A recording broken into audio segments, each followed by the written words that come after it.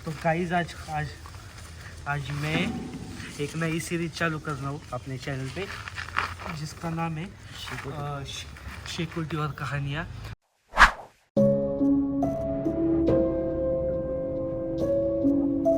जिसमें रोज सीधा अगर कहानी बताएगा तो कल मैं बताऊंगा। इसके बाद जरा आ गया यश, ये मेरा भाई यश बताएगा। और हमारे स्टोरियों को इसका कुछ लिमिट नहीं है, ये आज से जो कहानी बताने वाला है वो उसके एक एक्सपीरियंस है, और एक फनी इंसिडेंट भी बता सकते हैं या फिर हॉरर कुछ भी हो सकता है। तो अभी हम सिद्ध से सुनते हैं, और सिद्ध मराठी में बताएगा हिंदी में बताएगा वो आप देख लो, वो ज़रा मिक्स में ही बताएगा। लेकिन अब भाई तू स्टार्ट कर, बता भाई। जोर से बोल थोडं। हां, तर आपण गेलेलो होतो पुढे थोडं. हां पुढे किती वाटत हां हां बोल बोल. हां जोरात बोल. आमच्या आता ही 5-6 वर्षापूर्वी गोष्ट हां आहे. मी एकदा माझ्या फॅमिली सोबत गेलो होतो ट्रेकिंगला. हां फर्स्ट ट्रेक होता डाक भैरवी. हां. गुगलवरती टाका डाक भैरवी दिसन कशी विषय. मी लोकेशन टाकून टाकतो तुम्हाला. लोकेशन टाका, मस्त लोकेशन आहे हां. पुण्या. तर 5-6 वर्षापूर्वीची गोष्ट आहे. मी तेव्हा 8वी 9वीत असेल असं वाटतंय, माहित नाही मला. हां 5-6 वर्षापूर्वी आम्ही एकदा गेलो होतो. हां फॅमिली आम्ही 5 जण होतो. हां तर तिथं रात्री आम्ही 4:30 वाजता पोहोचलो होतो मंदिरापाशी. हां डाकभैरवीच्या 3 किलोमीटर अलीकडे स्पॉटच्या अलीकडे एक मंदिर आहे. हां. तिथं आम्ही टेंट टाकला होता. त्या मंदिराचं इथं, तो मंदिर म्हणजे महादेवाचं मंदिर आहे.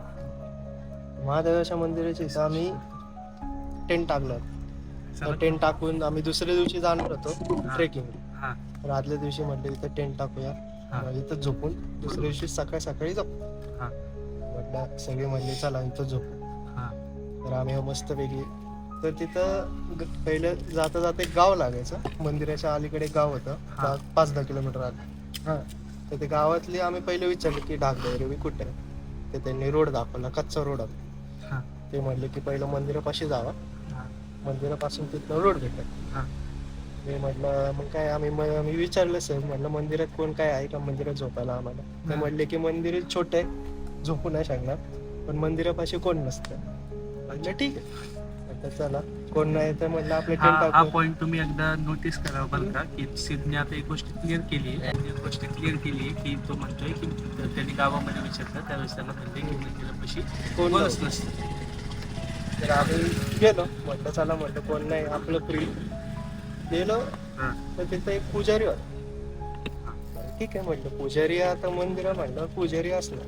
त्यावेळेस पण तुझ्या लक्षात आलं नाही की गाववाले काय बोलले. गाववाले काय बोलले आम्हाला घंटा माहित नव्हतं. आम्ही 5-6 किलोमीटर नंतर आम्हाला आम्ही गाडी चालवतो गेलोय. म्हणलं जाऊ दे आता पुजारी. तो पुजारीचं वागणं आम्हाला जरा खेळवत वाटत होतं. म्हणलं ठीक आहे, काय ना म्हणलं, तो त्याचं बघून घे ना आपलं. आम्ही आमचा टेंट टाकला मस्तपैकी. रात्रीचे 11:30 वाजता आम्ही मसाले भात करून बसलो. अच्छा. तर तेव्हा पहिल्यांदा तेव्हा आला आणि विचारलं आम्हाला, म्हणलं काय केलं बघ. मी म्हणलं काय, म्हणलं आता जेव्हा जेवायचं आहे तर म्हणलं भात खाल्ला. म्हणलं ठीक आहे. परत गेला त्याच्या जागी गेला. कुठे गेला आम्हाला माहिती. तर 1:30 वाजता आम्ही म्हणलं झोपायला गेलो. मी आणि माझे 3 भावंड आम्ही टेंटमध्ये जाणार होतो, आणि 2 काका आहेत, माझे फादर आणि एक काका बाहेर झोपणार होते. तर आम्ही आतमध्ये होतो. माझं जवळ एक मोठा भाऊ म्हटला झोप, पण जागती झोप म्हणजे काय की तुम्हाला तुमचे कान बिन शाबीत राहिलं पाहिजे. काय आलं जवळ लगेच कळलं पाहिजे की काय, लगेच जाग व्हायची. तर 1:30 वाजता आम्ही झोपायला चालू केलो. आमचा छोटा भाऊ होता, तो झोपला. आम्ही दोघं शाबीत झोपेत होतो. आम्हाला सांगता येणार नाही, तो जो पुजारी होता तो 10 वेळा येऊन गेला आमच्या टेंट पासून. म्हणजे रात्री मध्यरात्री टेंट पासून येऊन गेला. बर. आम्ही शाबीत होतो. आम्हाला काय हालचाल झाली की डायरेक्ट फ्लॅशलाईट ऑन करून बसायचं. परत जायचं, परत यायचं, अर्धा 1 तासाने परत यायचं. रात्रभर त्याचा हेच खेळ चालू. म्हटलं आमचं काही रात्रभर झोप झाली नाही. म्हटलं आता सकाळी उठून डायरेक्ट आपलं ट्रेकिंग करून डायरेक्ट जाऊ. सकाळी उठलो 4:30-5 वाजता.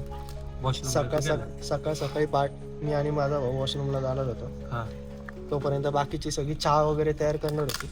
म्हटलं ठीक आहे. हां म्हटलं आम्ही गेलो. भाऊ माझ्या दुसरीकडे गेला संडासाला, मी दुसरीकडे चाललो होतो. तर तिथं एक हौद होता मंदिराच्या मागे. हौद म्हणजे मित्रांनो एक अशी गोष्ट असते विहिरी टाईप ज्याच्यामध्ये थंडगार पाणी असतं. थंड पाणी, सकाळ 5:30चं पाणी आहे. तुम्ही हात घातले की तुम्हाला थंडी वाजणार. तो पुजारी जो होता तो तिथं आंघोळ करत होता, नागडा. बापरे. आणि आम्हाला म्हटलं की या तुम्ही पण आंघोळ करा. तर मी म्हटलं तुला थंडी का नाही वाजत? पाणी थंड आहे. तो म्हटला मला थंडी नाही वाजत, मला पाणी गरम लागतं. तो तुला हे म्हणला मला हे पाणी गरम लागतं. मला पाणी गरम लागतं हे तो मला म्हणलं. सत्य आहे. आणि अजूनही माझ्या भावाला जरी विचारलं ना फोन करून, तो अजूनही सांगेल. म्हणजे मित्रांनो ज्यावेळेस आम्ही काही बोललो नाही. आम्ही तिथनं ट्रेकिंग केली, परत आलो, गाडीत बसून डायरेक्ट घरी आलो. म्हणजे मी तुम्हाला सांगतो त्याच्यामध्ये एक किस्सा तुम्हाला एक सांगतो की कुठं म्हणलं ते लोकेशन काय भैरवी. डाक भैरवी बघ एक लोकेशन आहे. आता सिद्धचा तो पहिला कॅम्प होता, पण त्याचे जे वडील आहेत ते म्हणजे खूप जुन्यापासून ते ट्रॅकिंगला त्यांचा शौक आहे. तर सिद्ध त्याचं भाऊ, 2 भाऊ आणि सिद्धचा काका असे सगळे गेले होते. पण सिद्धचं असं म्हणणं आहे की ज्यावेळेस ते गेले होते त्यावेळेस त्यांनी आधी गावामध्ये इन्फॉर्मेशन घेतली वरती काय काय आहे. तर गाववाल्यांनी सांगितलं वरती मंदिर आहे, पण मंदिरापाशी कोण नसतं. पण तरी पुजारी दिसलं तर ह्यांना काय असं अनयुज्युअल वाटलं नाही. तर रात्रभर तो पुजारी येत जात होता बरोबर, पण त्याला सकाळी सकाळी ते पाणी एवढं थंड असून सुद्धा त्याला ते पाणी थंड लागलं नाही. आणि ह्याच्या वडिलांचं सुद्धा असं म्हणणं होतं की एक तर तो एखादा क्रिमिनल असू शकतो, तडीपार जो पोलिसांच्या बचावापासून आलेला माणूस आहे, नाहीतर काही ना काहीतरी दुसरं असू शकतं. म्हणजे ती जर एखादी एंटिटी असली तरी त्यांनी सिद्धला ह्यांना त्रास नाही दिला. आणि जर तो माणूसच होता सिद्धांचं जरी म्हणणं आहे तरी तो एखादा क्रिमिनल टाईप असू शकतो. तर आजची आपली ही स्टोरी होती सिद्ध भाईसोबतची झाली होती. तर ह्याच्यामध्ये एक गोष्ट मी तुम्हाला सांगतो की जर तुम्ही नवीन ट्रॅकर्स असाल तर जसं आता सिद्धच्या वडिलांना, सिद्धच्या काकांना ह्या गोष्टीचा एक्सपिरियन्स होता, तर त्यांनी एक सतर्क बाळगली. आणि सिद्धचा जो भाऊ आहे दुसरा तो सुद्धा म्हणजे असा ब्रेव आहे. म्हणजे सिद्ध ही लोक प्रॉपर तिथे भिली नाही. म्हणून कसं आहे रात्रीचं जर तुम्हाला नाईट ट्रेक करायचं आहे तर एक तर त्या एरियाची अख्खी माहिती घ्या. नाही तर तुम्ही असंच जर जात असताल आणि जर तुम्हाला असं वाटत असेल रात्रीतून काही अनयुज्युअल घडला ना आम्ही पळून जाऊ, तर तसं होत नाही. सिद्ध ह्यांना सांग रात्रीचा किती अंधार असतो आणि किती शांतता असते. काळोखा एवढा असतो की समोरचं दिसत नाही. आणि तुमच्याकडे किती पण महागातलं फ्लॅशलाईट असू द्या, तो फ्लॅशलाईट तिथं पिकवतो. असेल भाई, तू जर आपले जर व्ह्युअर्स असतील जे आता नवीन पेंटिंग करत असतील तर तू ह्यांना काय प्रिकॉशन सांगतील की ज्यांनी ह्यांना पेंटिंगच्या वेळेस सुरक्षित महसूस होईल? प्रिकॉशन म्हणजे तुमची जी झोप आहे, जे रात्रीचे सगळे गाडं झोडून झोपतात ते झोपवणे, जागती झोप ठेवावी एवढंच म्हणणं.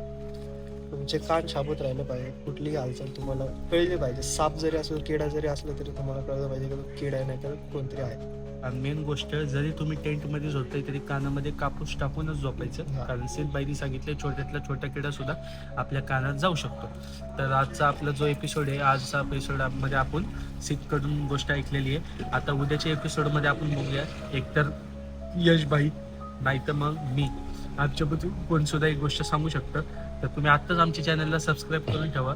आम्ही अशाच नवीन नवीन स्टोरीज आणि आमच्याकडे असे खूप एक्सपिरियन्स आहेत. आम्ही आता उद्या परवा जोपर्यंत आपली विंटर सीझन आहे आम्ही तुम्हाला खूप असे हॉरर एक्सपिरियन्स सुद्धा सांगू. आणि बाय.